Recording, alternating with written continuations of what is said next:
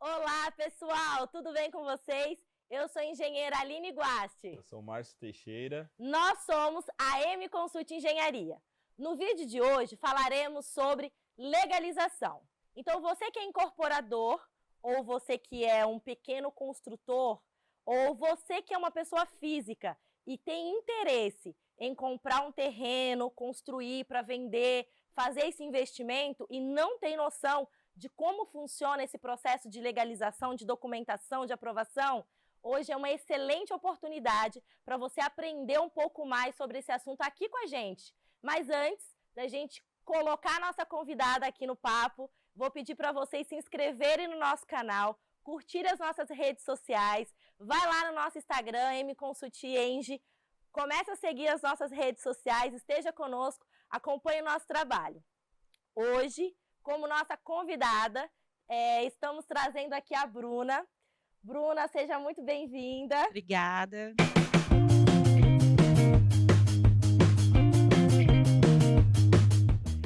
Bruna, conta para o pessoal um pouquinho da sua trajetória, como você começou, qual que é a sua formação? Bom, eu sou arquiteta de formação, trabalho no meio da construção civil já há alguns anos, aí estamos falando em 14 anos já ao todo. Trabalhei na Prefeitura de São Paulo, na época de estágio, esse tipo de, no início da carreira, e depois acabei ingressando em grandes escritórios de arquitetura e depois segui para a construção civil, mais focada nessa parte de estudos de massa, desenvolvimento, a leitura da legislação, e depois eu segui já para o licenciamento. Então, podemos dizer que o seu estágio foi um fator determinante para a carreira que você seguiu. Por incrível que pareça, eu entrei nessa área da prefeitura e nunca mais saí. Porque eu descobri no estágio e dentro da prefeitura que era ali que nascia um projeto. E era a minha grande curiosidade na época. Por que era construído daquela maneira? Como é que era feito? E aí eu descobri na legislação, no plano diretor, como é que nascia um projeto. Por que os prédios eram daquele jeito.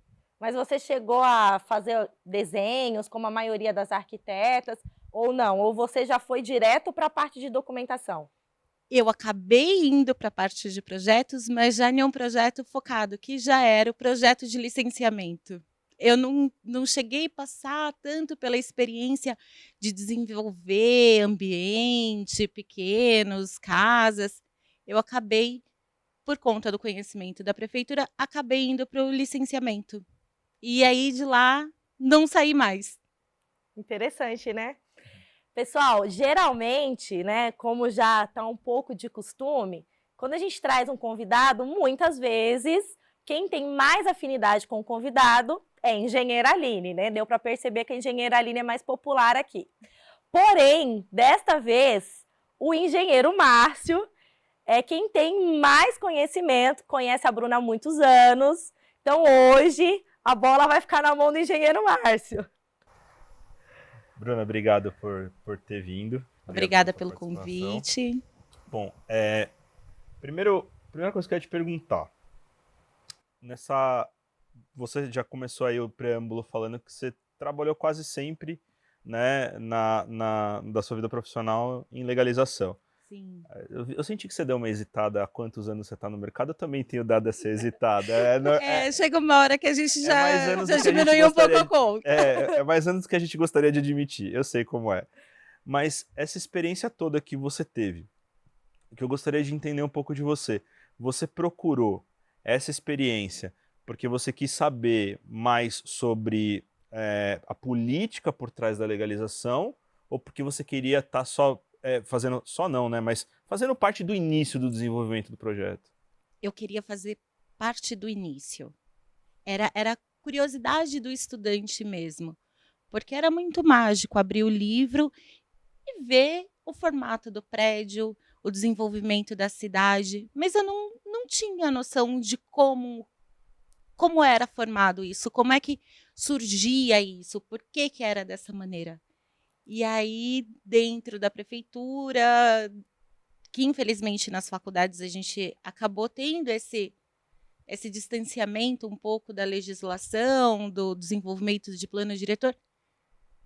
E aí, no estágio, eu descobri de onde nascia. E aí foi paixão mesmo.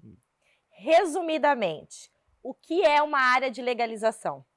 A área de legalização, ela vai trabalhar diretamente com o desenvolvimento da cidade. No plano diretor, ele vai te direcionar o que você pode, o que você não pode, o que é permitido para aquela região. Então, a área de legalização vai fazer esse estudo para o incorporador ou para o proprietário, construtor. A gente vai trabalhar dentro da sua quadra fiscal, né, do seu lote, e a gente vai fazer toda uma pesquisa de tudo o que acontece, todo o histórico do seu terreno. Se teve algum imóvel que pode ser contaminante, porque às vezes a gente aluga para uma pessoa, mas ele coloca uma lavanderiazinha ali no imóvel dele, só que uma lavanderia contamina o solo, ou uma sapataria, ou ele tinha um gerador no terreno. Então, a gente faz toda essa pesquisa. Quando a gente faz a parte de licenciamento e legalização, é isso, a gente pesquisa tudo isso e mostra para o construtor o que ele pode construir. Então, é um trabalho tanto de pesquisa quanto de estudo para um desenvolvimento. A gente estuda o desenvolvimento da cidade para dizer quantos andares vai ter um prédio, quantas unidades cabem naquele prédio. Então, é sempre um departamento de estudo. A gente está sempre estudando leis e normas e decretos. Tá. Vamos falar um pouco mais sobre a parte de legalização, assim, todas as interfaces que a gente poderia ter dentro de um imóvel. O que você julga ali das mais importantes interferências, não sei se essa é a palavra correta, mas as ocorrências que podem, porventura, dificultar, né, ou aumentar o custo de uma construção, seja por aumento de prazo na legalização, ou seja por, de fato, como você citou, uma contaminação, que você vai ter que descontaminar. Quais são os principais fatores que o incorporador precisa saber dentro? Eu sei que tem um monte, mas os principais que ele precisa saber para uma tomada de decisão. Você julga importante para uma tomada de decisão? Uma tomada de decisão, a gente precisa realmente saber se o terreno é contaminado ou se ele tem uma restrição de gabarito, no caso de uma edificação de grande porte. A contaminação hoje é um item muito trabalhado, muito discutido na área do mercado imobiliário. A gente tem grandes esforços ali para reabilitar esses terrenos. É um trabalho muito intensivo com a CETESB, junto da CETESB. Então, é um trabalho que ela pode determinar ou não a viabilidade do empreendimento. Dependendo da contaminação, às vezes chega a inviabilizar mesmo. É feito algum ensaio no solo? Como que vocês fazem? Porque a pessoa, o proprietário pode dizer, eu nunca exerci nenhuma atividade aqui que causasse contaminação. Para ter a prova, vocês fazem algum ensaio? Para ter a prova, a gente faz ensaios, mas a gente começa por... temos duas fases para fazer essa consulta. Uma é pelo histórico do terreno. Então, a gente puxa todos os históricos de ocupação mesmo do local. Se não tem nenhum vestígio de contaminação nessas ocupações, mas mesmo assim a prefeitura insiste em te colocar como uma área potencialmente contaminada, que a gente tem isso na região de São Paulo. Nós temos algumas áreas que, independente do uso, ela está mapeada como potencialmente contaminada. Então, aí sim, a gente tem que ir para uma fase 2, que é para a amostra de solo. Uhum. E aí isso vai para laboratórios, vai para a CETESB, para ela fazer a análise desses laudos e dizer se meu terreno realmente está descontaminado.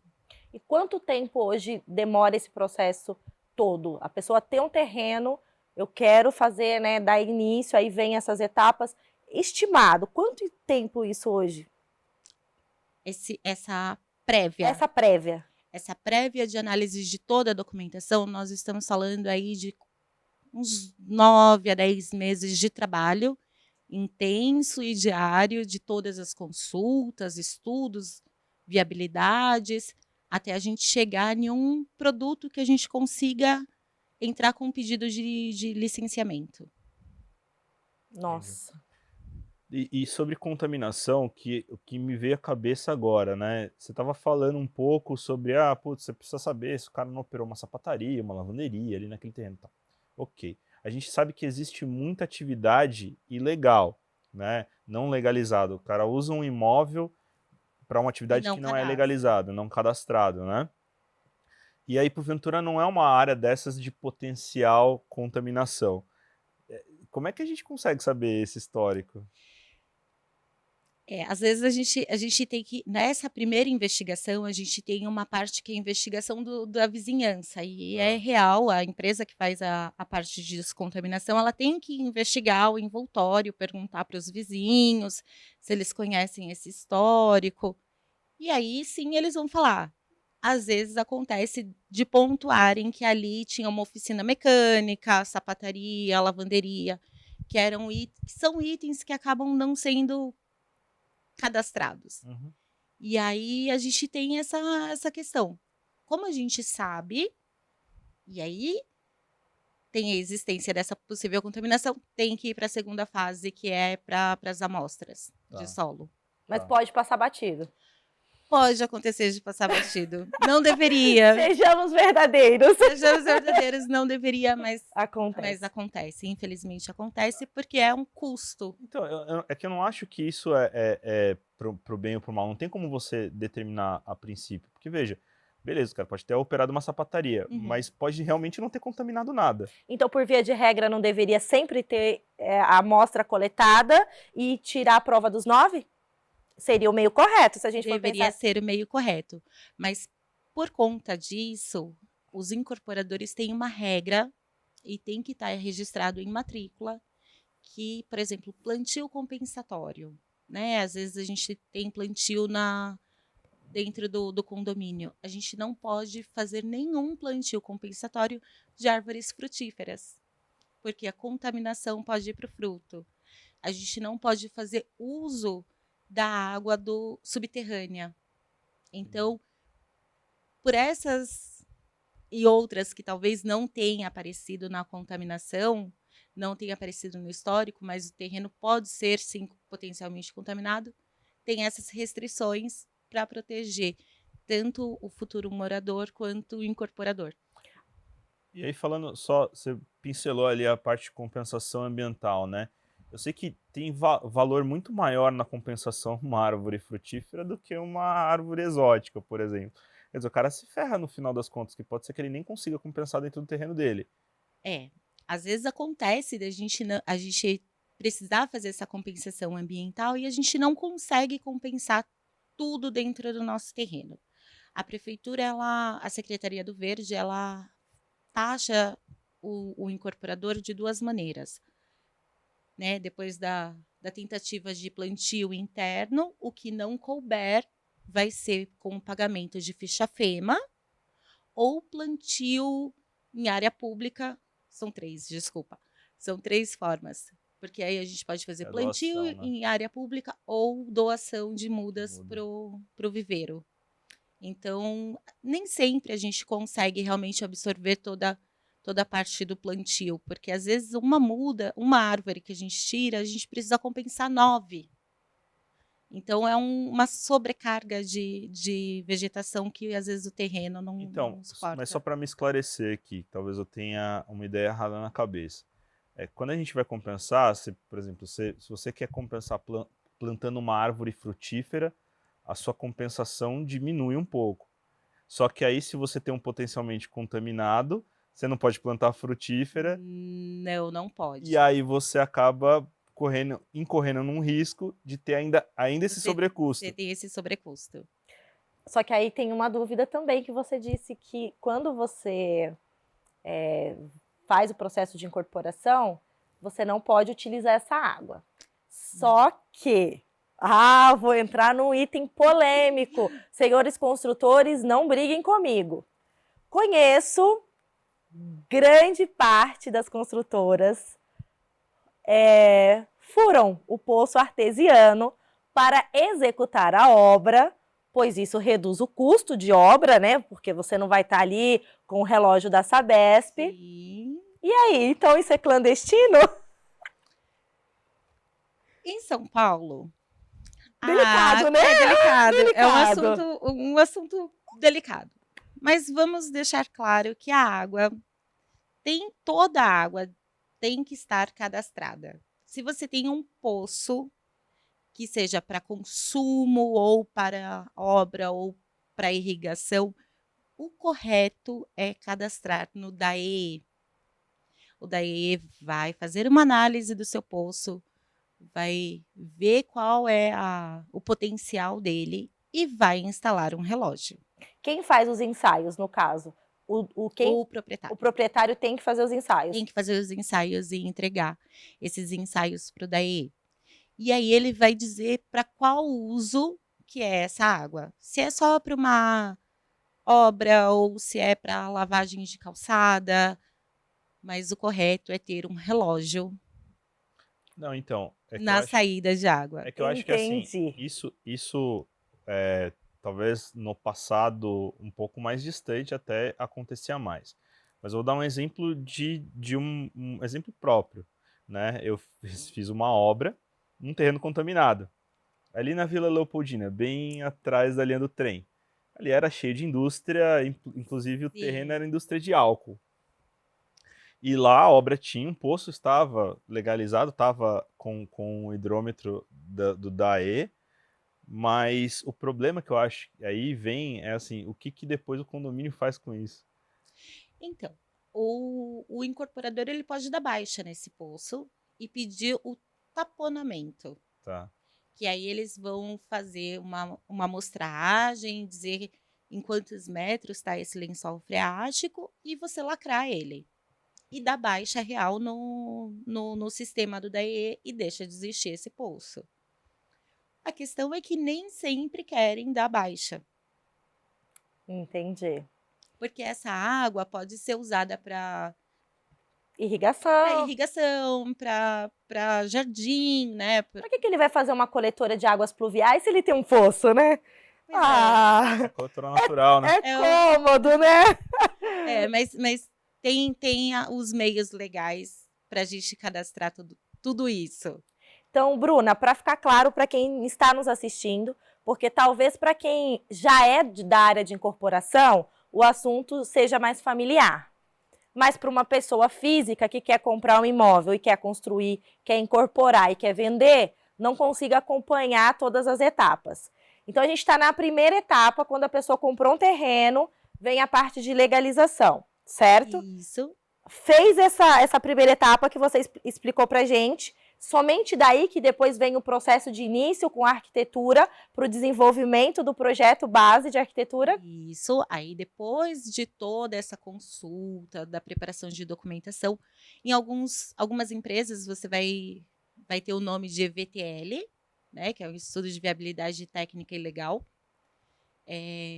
que aí você está apto a começar a desenvolver o seu projeto de arquitetura. E aí a gente vai fazer arquitetura, vai fazer a compatibilização com engenharia, e aí depois a gente tem um projeto apto para fazer um projeto legal para encaminhar para a prefeitura para aprovação. Bom, pessoal, quem não sabe, EVTL é um documento que entrega para você, em números, o que você consegue fazer naquele terreno. Então, ele vai te dar o que você precisa ter de recuo, qual é o seu potencial construtivo máximo devido a qualquer restrição que o terreno tenha, o que você possivelmente pagaria de outorga se você ultrapassasse o coeficiente de aproveitamento básico. Isso. E aí é um documento super importante para uma primeira tomada de decisão, que é o que de fato o incorporador vai fazer com aquele terreno, né? Bom, e aí dentro desse EVTL você vai fazer o estudo em cima de lei de zoneamento e lei de uso e ocupação do solo. Zoneamento, uso de ocupação do solo e o nosso histórico do terreno. Tá. Falando um pouquinho mais aí, já virando um pouquinho a conversa agora para esse momento, e é um momento atual que a gente está com um plano diretor em consulta pública, né? Isso, ele está em Agora. consulta pública. A gente tem uma segunda etapa agora se encerrando esse mês. A gente está desenvolvendo, está estudando muita coisa e está revendo algumas coisas que talvez não fossem tão bem aproveitadas no antigo. Qual que é o seu nível de participação dessa consulta pública, assim, que você julga? Você participa muito, pouco, mais ou menos? Eu participo porque eu vivo isso, então, para o mercado imobiliário é importante a gente saber quais são os próximos passos, como será o desenvolvimento da cidade, como vai acontecer. Qualquer pessoa pode participar disso. É uma informação realmente pública, está no site da Prefeitura de São Paulo. Tem reuniões online, tem material escrito, dá para todo mundo participar, é importante, dá para votar, dá para mandar sugestão também para essas etapas de consulta. Eu vivo isso, então eu participo intensamente. Da torcida. Eu sou da torcida, de algumas coisas que eu acho que precisam mudar. Nessa revisão do plano diretor, a sensação é, a gente vai ter um novo zoneamento, a gente vai ter uma revisão da luz ou vai manter a mesma coisa? A gente tem uma revisão dessa lei, algumas coisas funcionaram muito bem. Hoje a gente tem a fachada ativa, que é muito bem aceita no mercado, que ela é importante, ela revitalizou muito a cidade, a forma de ocupação do espaço público mesmo. Mas precisa rever alguns itens, está em revisão. Está em revisão a questão de gabarito também, em alguns bairros, algumas regiões que ficam bloqueado, mas que talvez não tenha funcionado tão bem. Hoje estão pensando em desbloquear esses gabaritos, sair dos 28 metros e liberar um pouco mais. Para o grande incorporador, isso faz uma grande diferença na viabilidade do empreendimento dele. Tem alguma novidade? Novidade ainda não. Infelizmente ainda não. A gente ainda está em uma... Ainda muito primário, ainda é uma discussão ainda muito geradora. Mas o que vem de bom para a cidade é uma nova visão e um novo cuidado com a região central de São Paulo, que é importante, que hoje está com uma questão precária, está descuidada. A gente tem a região da Cracolândia, que a gente tem esse trabalho intenso para revitalizar, e a grande ideia é ocupar para melhorar, porque os locais estão abandonados e com isso vem a população de rua, infelizmente, os usuários, e a intenção é ocupar o espaço. Qual que é a ideia do... Eu não li nada, e aí por isso eu estou te perguntando assim, a ideia do texto agora do plano diretor é incentivar essa ocupação, mas de que maneira? Qual que é o incentivo que a prefeitura pensa em dar para ocupar essa região? Então, a prefeitura ela pensa sempre em uma revitalização, então vem aí um incentivo ao retrofit, que é bem grande, isso é bem legal. A gente precisa desse retrofit, a gente precisa de unidades de moradia para acolher essas pessoas. Tem muito prédio na região que ele está abandonado, que ele está com o IPTU progressivo, que é quando o local não tem utilidade.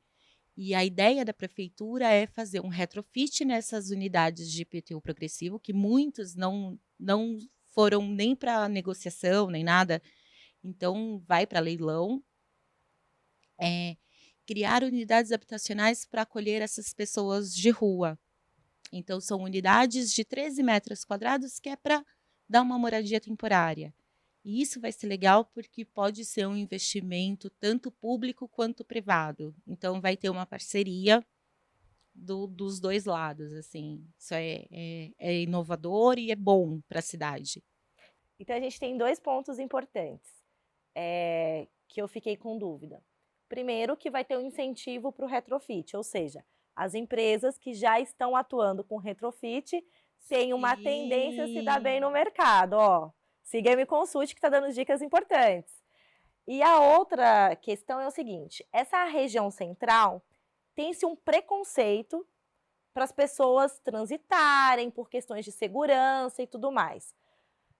Com essa movimentação desse novo plano diretor, você acredita que vai atrair o público final, o consumidor final, em comprar nessas áreas de região central pela questão de segurança e por conta desse preconceito de ser Cracolândia ou área que é um pouco delicado, né? É uma região delicada, mas a gente já tem experiências no local e na área mesmo, e alguns estudos que a prefeitura vem fazendo, de que a ocupação pela moradia de qualidade acaba espantando esses núcleos da Cracolândia. Então, é esse lema que eles têm trazido para o meio de ocupar para resgatar. Tá. Eu quero te perguntar quais os incentivos você acha que o pessoal vai dar isenção não, né? Anistia do IPTU, que provavelmente esse imóvel também não vai para frente para lugar nenhum, porque mesmo quando é leilão acaba passando de mão em mão, porque o cara acaba comprando no leilão, acaba não usando para nada, porque não consegue, né? Não viabiliza nenhum tipo de empreendimento e acaba passando por uma outra mão e não vai para frente.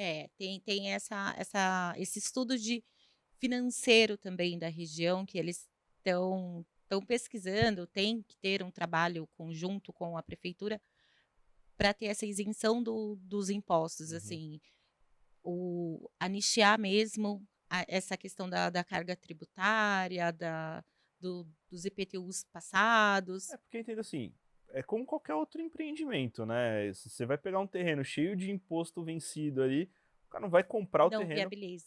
porque não entra na viabilidade dele, né? Exatamente. Eu acho que de repente seja esse o caminho.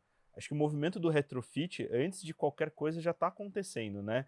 Tem gente que tá fazendo muito negócio disso, né? Acaba comprando um ativo ali que está parado há muito tempo, retrofita e consegue fazer coisas E a maravilhosas. gente tem no retrofit a questão de você poder melhorar o potencial construtivo, né? Você tem um prédio antigo com uma estrutura boa, com uma característica muito interessante, e você ainda pode melhorar Que esse acabou potencial acabou sendo construtivo construído num numa potencial menor. menor passado, né? E agora aumentou, né? E você que tem interesse em comprar um prédio para realizar essa atividade, para retrofitar, nós da M Consult Engenharia oferecemos para você todo esse estudo estrutural. Muitos prédios não têm nem projeto, porque são regiões, né, que perdeu-se todo o histórico. Precisa fazer levantamento, enfim.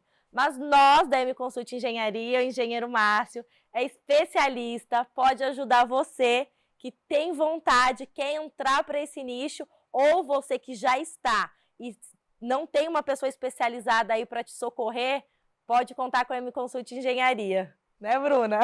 Certo. E haja especialidade, porque tem gente procurando isso. É verdade. Tá gigante. É uma área que está crescendo, assim. E eu acho que vocês são pessoas super indicadas para fazer esse trabalho. Obrigado. Bruna, acho que uma das perguntas que eu queria fazer em torno dessa mudança do plano diretor é se você vê que isso vai trazer um pouco de refrigério aí para os corações ansiosos dos incorporadores que estão assustados com 2023, 2024, que a tendência é que a gente esfrie novamente, né? Principalmente falando de economia, né, do país. A gente está com juros muito altos, aí está desincentivando um pouco. Você acha que esses novos incentivos que a prefeitura quer criar vai melhorar essa situação para dar uma renovada ali na construção civil? Ou você acha que é só realmente revitalizar o centro e o que der para fazer deu? Não, eu acho que vem aí sim esse estudo que a gente faz do plano diretor também vem essa questão do pós-pandemia, crise. Não é uma crise só nossa, é mundial. A gente tem esse estudo também, a gente tá pensando nesse todo do incorporador. Mas hoje, o grande foco do nosso plano diretor é sim a questão da habitação popular. A gente está falando aí de unidades HIS, HMP, para absorver É mais a maior unidades. demanda. A maior A demanda. maior demanda hoje é essa e é esse público que depende essencialmente de taxa de juros, que é essa galera que financia imóvel, Sim. né? Será, E será que a gente tem uma tendência, então, de desacelerar as construções de médio alto padrão pela acho- procura? eu acho que isso já aconteceu, né? É difícil você ver hoje médio alto ser Sim. lançado, né?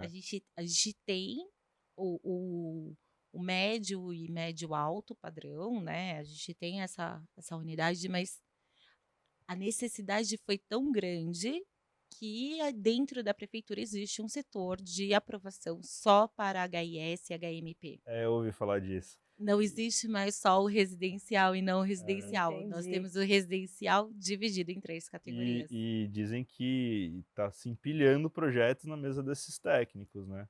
Infelizmente, a gente tem uma. É desproporcional. São poucos técnicos para o volume de projeto. Uhum.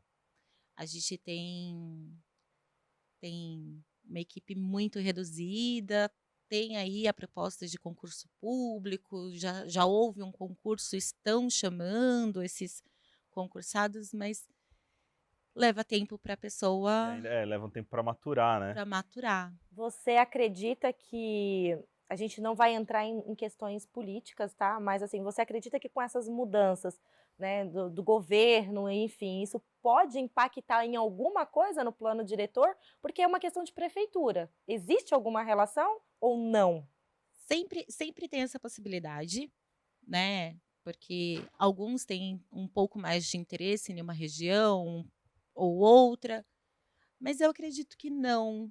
A questão desse conselho prévio, a gente consegue deixar muito mais moldado para o que a população precisa, a indicação dos urbanistas, né, dos nossos amigos arquitetos e urbanistas, é a hora que a gente consegue modelar mesmo o que a cidade precisa. O Pacto Federativo isola um pouquinho, né, o município, né? Blinda o município de influência externa, né? É. E deixa eu te perguntar, tem muito figurão aí, urbanista, discutindo o plano diretor? Como é que tá? Tem bastante, mas hoje a sociedade ela se organiza melhor. Então, a gente já teve muitos figurões aí querendo as áreas que eram destinadas para habitação popular, que era bom para eles, né? Era um Uhum. terreno barato e bem localizado, Uhum. mas hoje as ONGs conseguem blindar isso e dar uma segurada no mercado imobiliário. É. Você que assistiu o vídeo sobre a consulta pública da 6118, lembra que a gente falou sobre a responsabilidade da população em participar da consulta pública? Tá aí uma nova responsabilidade. Essa talvez eu julgo até maior, né? Sim, Exatamente. porque isso Então, vai desenvolver a cidade. esse eu julgo até maior. Você que é politizado, e mesmo os que não são tão politizados, por favor. E os profissionais que atuam em São Paulo, principalmente na grande São Paulo, que dependem, né, desse mercado da construção civil que gera tantos empregos, precisaria participar mais ativamente, porque o futuro, né, Bruna? É o futuro da cidade. Daqui quanto tempo que vem um novo? Existe uma periodicidade? 2029. Gente, bora acordar, pelo amor de Deus! É muito rápido, assim. A cidade sempre cresce numa velocidade muito maior. E Do que a do periodicidade, que a né? periodicidade. E é aí que a gente vai dizer quantas escolas que nós precisamos realmente, hospital, linha de trem, metrô. É aí que a gente desenha a cidade. Uhum. Olha, é muito complexo, né, É Bruna? muita coisa. É muita, é muita coisa. Bom, acho que como últimas dúvidas que eu tenho para você, assim, como é que você julga as suas maiores dificuldades, né, para você apresentar um EVTL de qualidade, na verdade até auxiliar a tomada de decisão de um incorporador dentro desse processo? Você participa, você para ali no EVTL ou você avança um pouquinho ali na viabilidade econômica, dá apoio? Hoje eu fico no EVTL, depois eu faço análise do estudo de massa, Tá.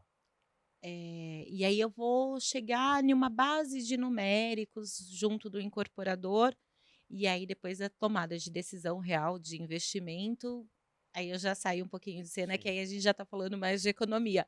Mas eu vou apresentar a melhor viabilidade para ele, todo o potencial que o terreno pode gerar. Qual que é a maior dificuldade? Onde trava mais o teu trabalho? Qual é o ponto que você acha que assim, você arranca os cabelos quando chega nesse momento? Infelizmente, no departamento público.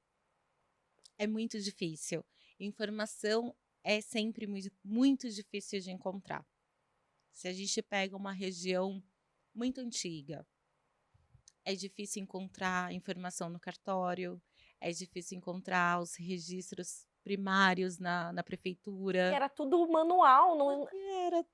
A gente ainda tem plantas da cidade de São Paulo que são em papel, quase que papel pergaminho, assim, a gente abre ali com todo cuidado para não destruir, porque não tem outro.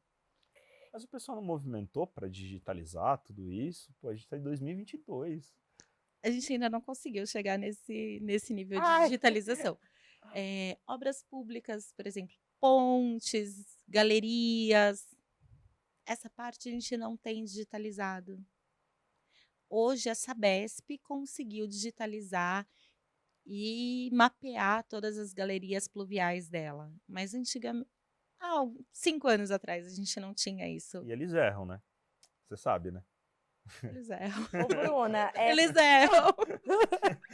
A gente tenta deixar mais claro para os engenheiros quando está montando o VTL, olha, gente, aqui passa uma galeria, aqui passa um córrego, mas às vezes a localização não está tão perfeita. Eles erram. Só para a gente fechar, então veio toda essa parte de estudo que vocês fazem, atuam, e aí vai para a arquitetura. Existe alguma situação que pode acontecer de voltar, ou depois que está com a arquitetura é só aprovação e segue o baile? Não, às vezes volta, muitas vezes volta, infelizmente volta, porque às vezes a gente interpreta a lei de uma maneira, quando chega na prefeitura, a interpretação já não é mais a mesma. O entendimento não é o mesmo. Eu tive um caso recente de um canto chanfrado de um prédio e nosso entendimento sempre foi o canto chanfrado, sabe, de esquina. Sim. Eu posso recuar o meu térreo. Ok, tá tudo bem, vamos fazer o projeto dessa maneira. Todo mundo feliz. Ok, chegamos à conclusão. Quando chegamos na prefeitura, no momento de aprovação, a técnica e a diretora não entendem dessa maneira. Então, volta para estudo. Refaz esse projeto, refaz esse estudo de massa, porque para elas o canto chanfrado tem que ser respeitado até o último pavimento. Não existe uma normativa que fala que é só no térreo ou na torre completa. Então, a gente teve que seguir o mais restritivo. Mas você acha que isso daí também não é uma oportunidade, assim, pô, a gente vai rever um plano diretor inteiro. Não dá pra gente rever esses pormenores de legislação, sabe? Pois é, esses pormenores de legislação, a gente tem uma comissão dentro da prefeitura, nesse caso seria a Seuso, que a gente leva a dúvida para essa comissão e esse grande grupo, e eles vão votar. Quando a gente tem essa votação, a gente cria um embasamento legal.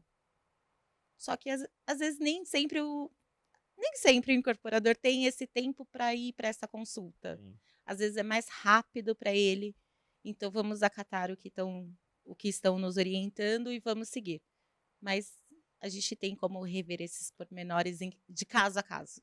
Não, tudo bem. Eu acho que assim, o seu uso cria algumas jurisprudências. Isso. Mas é difícil, porque cada projeto é um projeto.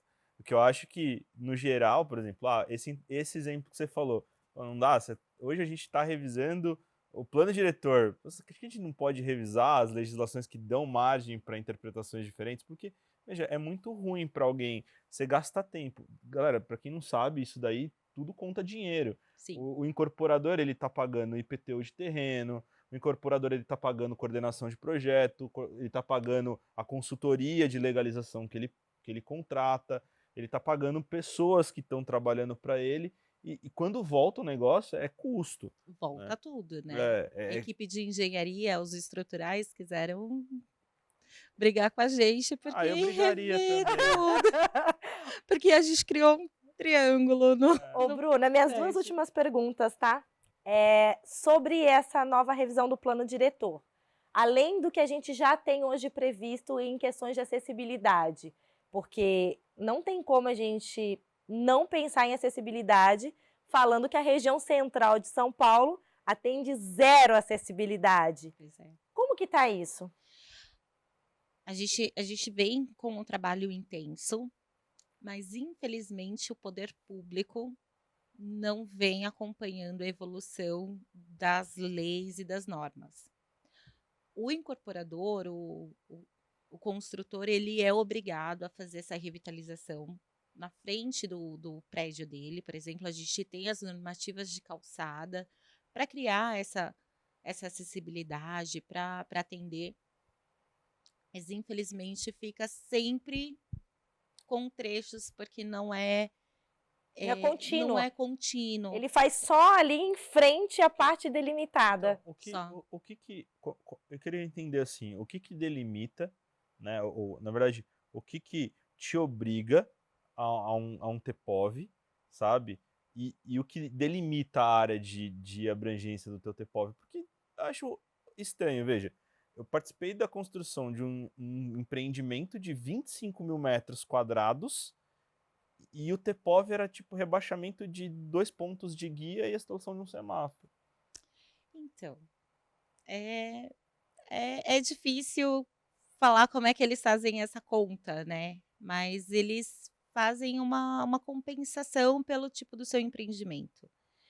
Eu já tive TPOV de pagar milhões ou criar ciclofaixas, na época que a gente estava criando ciclofaixas em São Paulo, e outros que eram só rebaixamentos de guia, e não tem uma justificativa.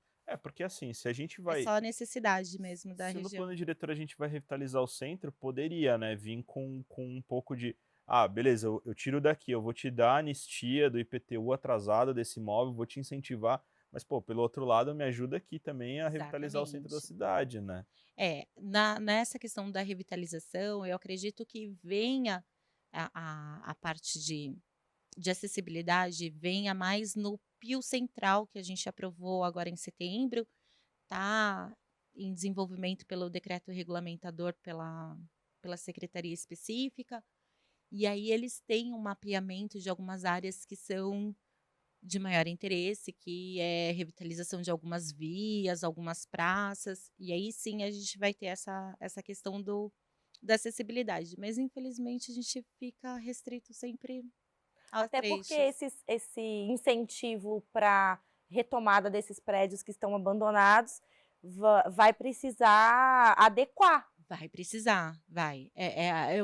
Eu acho que é um dos Desafio. grandes desafios. É quando a gente tem uma revitalização, um retrofit, e você conseguir colocar a acessibilidade em dia. Porque é muito difícil.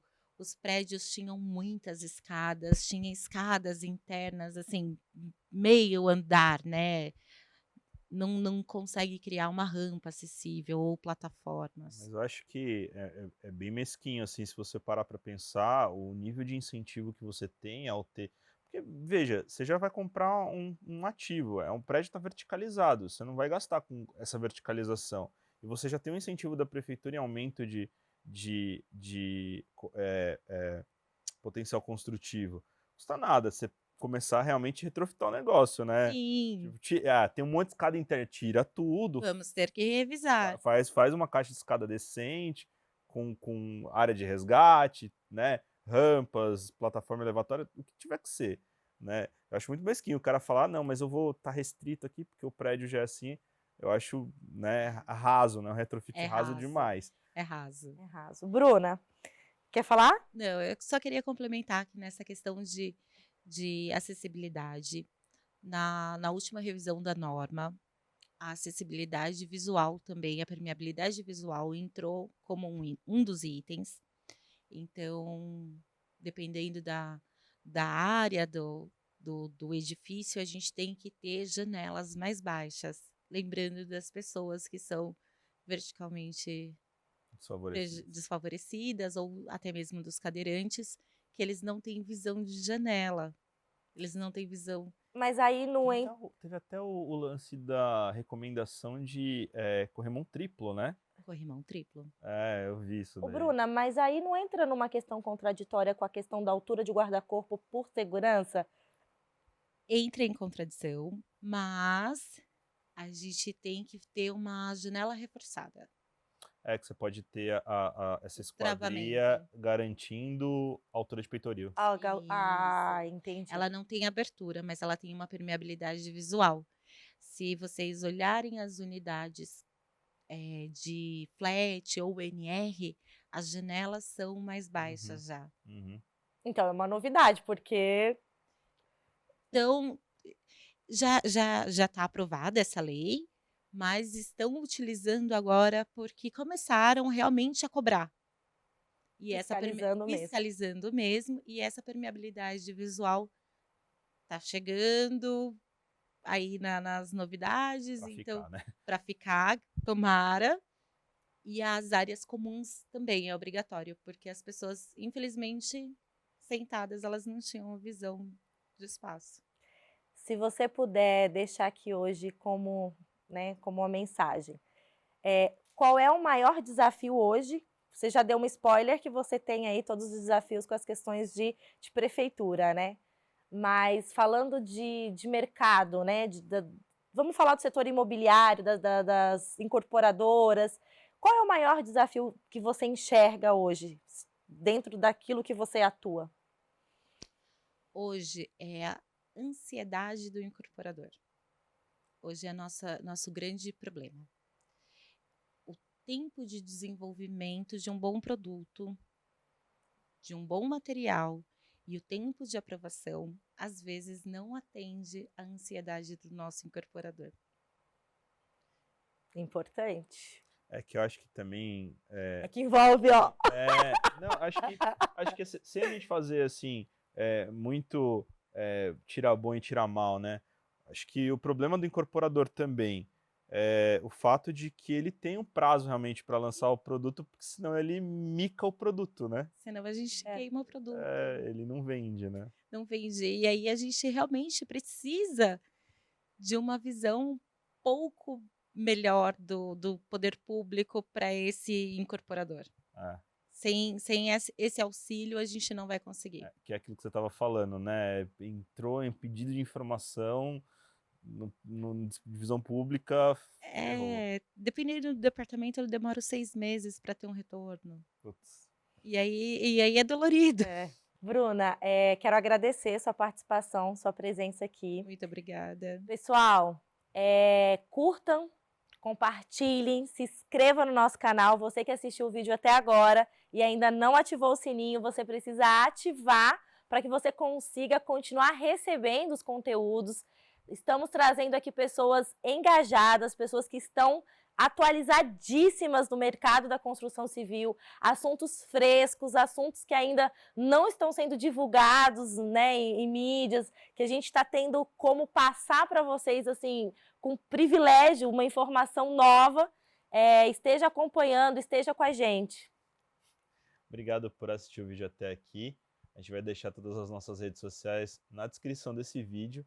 E nos sigam lá. E, Bruna, mais uma vez, obrigado pela disponibilidade. Obrigada, gente. Se vocês quiserem continuação, coloquem nos comentários, que aí se a Bruna puder ter um tempinho na agenda, a gente traz ela de novo. Foi difícil, hein?